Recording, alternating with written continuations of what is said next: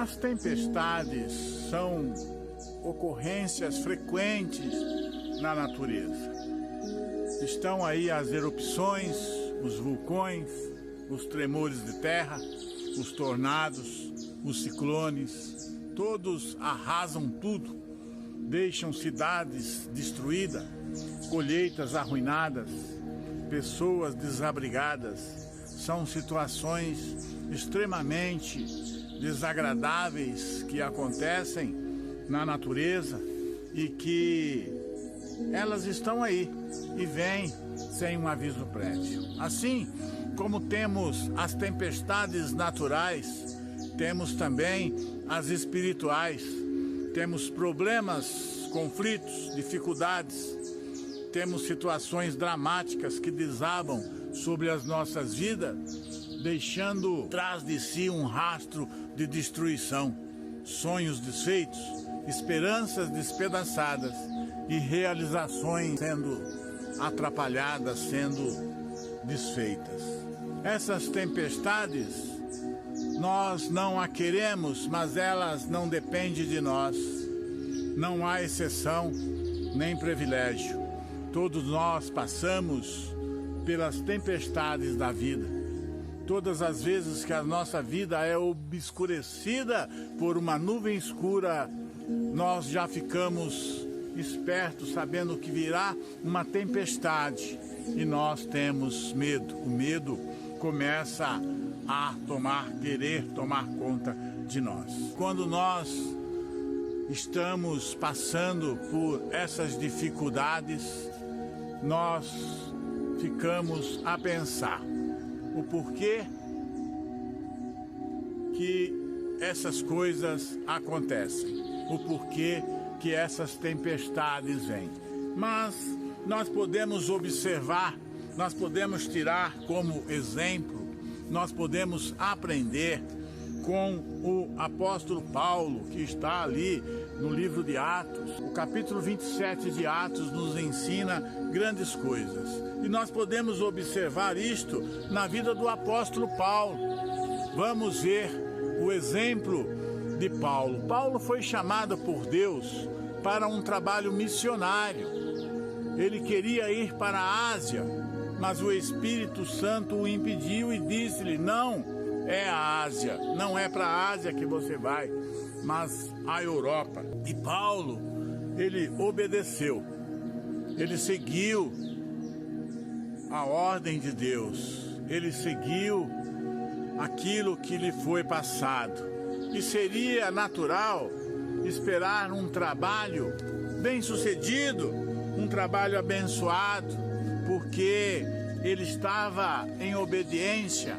O desejo dele era ir para um lugar e o Espírito Santo falou: não, você vai para outro lugar. E ele foi para este lugar indicado, ele obedeceu, ele foi obediente. E seria natural nós esperarmos um trabalho muito bem sucedido, mas não foi isso que aconteceu. Paulo, ele obedeceu, e lá para onde ele foi mandado, por ordem de Deus, ele foi surrado, arrastado, ensanguentado, amarrado num tronco e ultrajado em público. E aí fica o questionamento das nossas mentes, e aí fica aquela guerra espiritual. Onde estava Deus quando o seu missionário foi em praça pública? Se Deus é amor, por que permitiu que Paulo sofresse? Se tem poder, por que não livrou dos seus adversários?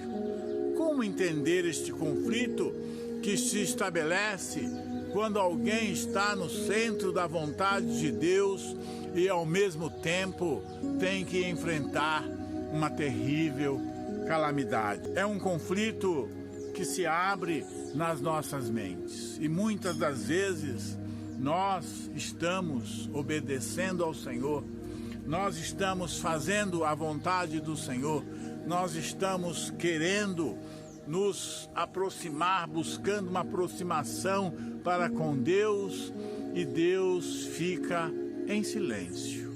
Deus Ele permite que certas coisas acontecem nas nossas vidas. Deus queria que Paulo fosse a Roma. Ele tinha uma missão para Paulo na capital do Império Romano. Paulo obedeceu ao mandato divino, tomou o navio e enfrentou uma terrível tempestade. Muito vento, tufão, escuridão e naufrágio. Poderíamos perguntar também, se era da vontade de Deus, por que uma viagem tão desastrosa? Como conciliar a ordem de Deus? Eu quero você em Roma, Paulo. E com tantas tribulações, por que Deus fez assim? Por que Deus faz assim? E isso acontece também conosco.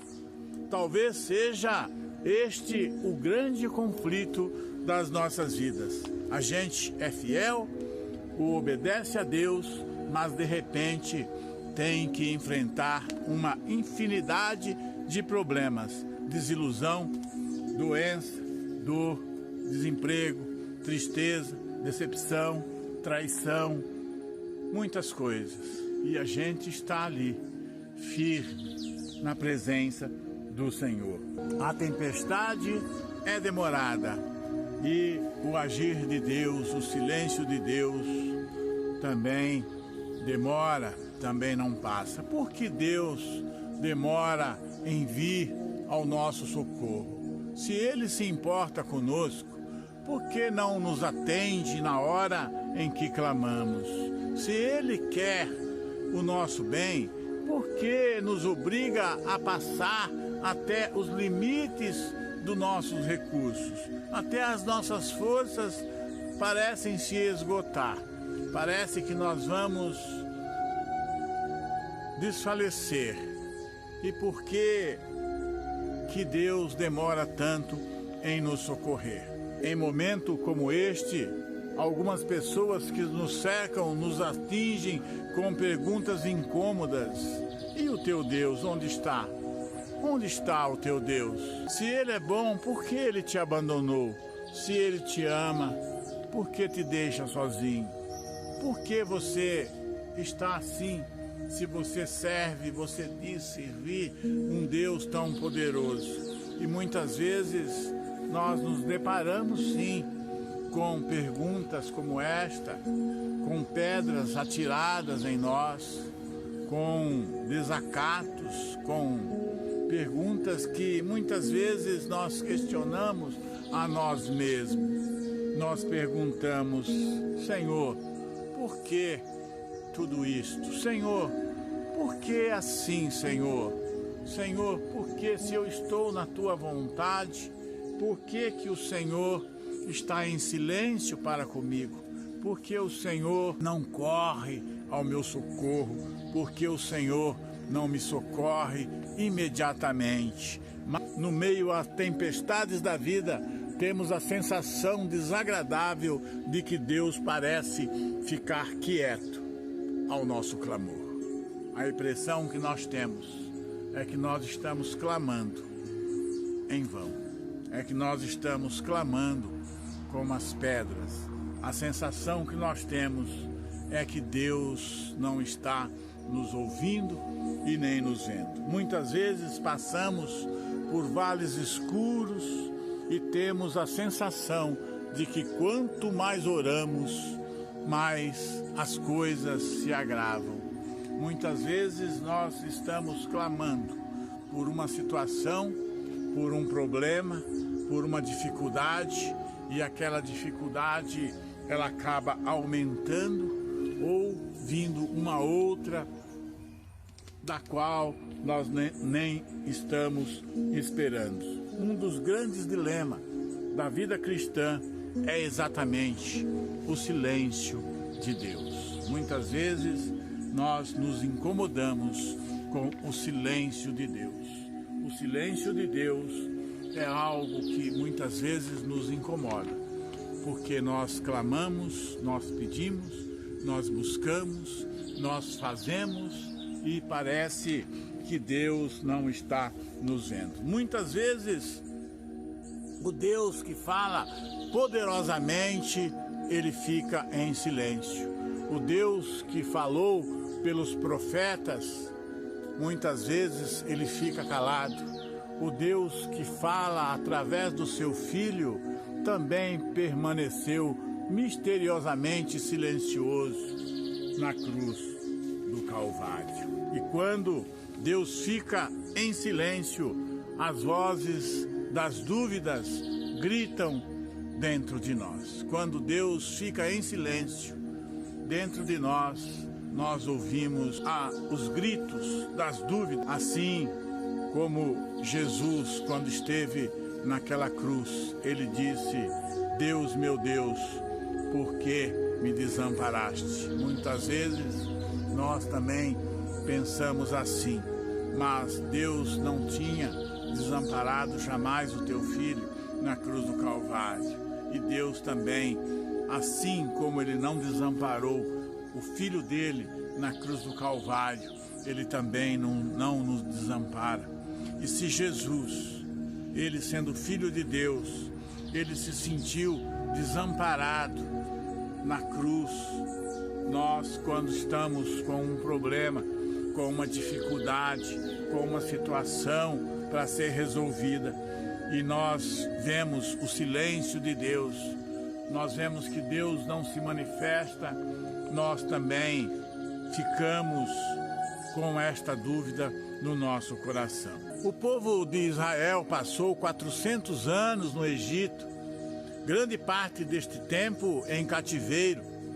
O povo clamou a Deus, muitos oraram a vida toda, e o único som que ouviram foi os estalos do chicote nas costas, e muitos clamavam em lágrimas, mas só ouviram um grande silêncio do céu por 400 anos. Esta tensão entre o clamor humano e o silêncio do céu é dramaticamente retratada também na vida de Jó. Por muitas vezes ele levantou o seu clamor a Deus perguntando: por que tamanho sofrimento? Por que não morri no ventre de minha mãe? Por que, Senhor, por que o Senhor não me mata? Nós conhecemos também a história de Jó. A palavra do Senhor diz que não havia na terra nenhum outro homem temente a Deus, que se desviasse do mal, um homem tão reto, um homem tão sincero, um homem tão puro. Deus foi quem deu este testemunho a respeito de Jó. Mas ele permitiu que Jó passasse por aquela situação e ele ficou em silêncio. E a única resposta que Jó obteve foi um profundo silêncio de Deus. Nenhuma palavra lhe abriu as cavernas escuras do seu coração. O céu permaneceram mudo diante dos seus gritos, diante dos seus gemidos, diante das suas dores. A maior angústia que Jó obteve foi um profundo silêncio de Deus. Nenhuma palavra lhe abriu as cavernas escuras do seu coração. O céu permaneceu mudo diante dos seus gemidos. Talvez a maior angústia de Jó não fosse o sofrimento, mas o silêncio do céu. O silêncio de Deus doía mais do que as suas próprias feridas. O silêncio de Deus era mais forte do que os gritos da sua alma e do seu coração. O silêncio de Deus era mais eloquente do que as vozes das tempestades. Então, aqui está um outro exemplo de que Deus, às vezes ele fica em silêncio, não é porque você não está na presença dele, não é porque você não está fazendo a vontade dele. Quando nós estamos fazendo a vontade de Deus, quando nós estamos na presença de Deus, isso não quer dizer que nós vamos estralar os dedos e as coisas vão acontecer. Não, nós precisamos aguardar o tempo de Deus, a hora de Deus, a vontade de Deus, porque a vontade de Deus, ela é sempre boa, ela é sempre perfeita, ela é sempre agradável. Mas Paulo nos mostra que é no momento crítico, em meio às tempestades, que nós podemos ser mais do que vencedores. Ele sabia como vencer a tempestade da vida. Ele disse aos seus companheiros daquela tragédia: tenham coragem, eu confio em Deus. 5. Nós encontramos com Paulo os segredos da vitória em meio às tempestades. Nós precisamos crer, acreditar, saber que nós servimos um Deus que, ainda que ele permaneça em silêncio, ainda que ele não responda o nosso clamor, assim como ele não respondeu de Jó, que Jó clamava, pedia, suplicava por muitas vezes e Deus permanecia em silêncio. E nós precisamos aprender com estes homens de Deus. Paulo deixa claro que o Deus ao qual ele pertencia e ao qual ele servia não era um Deus qualquer. O meu Deus fez o céu e a terra. O meu Deus está no olho da tempestade. O meu Deus está no olho da dor. O meu Deus está no olho do sofrimento e nas situações mais adversas que nós podemos passar. Nós não podemos não ver, não ouvir, mas Deus sempre está conosco nas nossas dificuldades, nas nossas tempestades, nas nossas lutas. Ele, assim como ele fez com Jó, assim como ele fez com Paulo, ele estava em silêncio, mas ele estava dando força, ele estava dando ânimo, ele estava fortalecendo, ele estava dando o socorro necessário que eles precisavam. No meio da tempestade mais terrível, há e haverá sempre o recurso sobrenatural da graça de Deus. A minha graça te basta. Não temas a tempestade, a minha graça te basta. Não temas a ventania, a minha graça te basta. Confiança na promessa de Deus. Tenham coragem.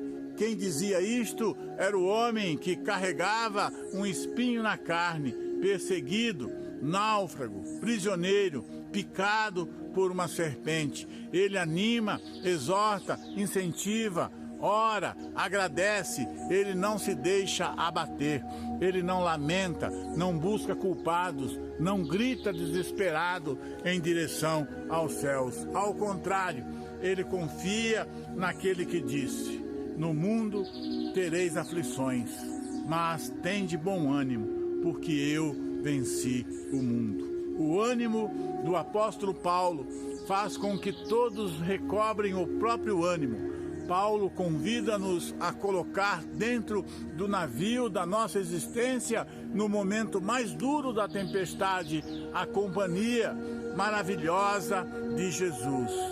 Que nós possamos estar acreditando, que nós possamos estar nos fortalecendo com este testemunho e que sejam as nossas palavras, as palavras do apóstolo Paulo, que diz: em todas as situações temos a vitória completa por meio daquele que nos amou. Em todo o universo não há nada que possa nos separar do amor de Deus, que é por meio de Jesus Cristo, o nosso Senhor.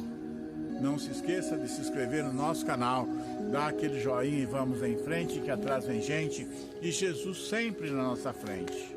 Amém.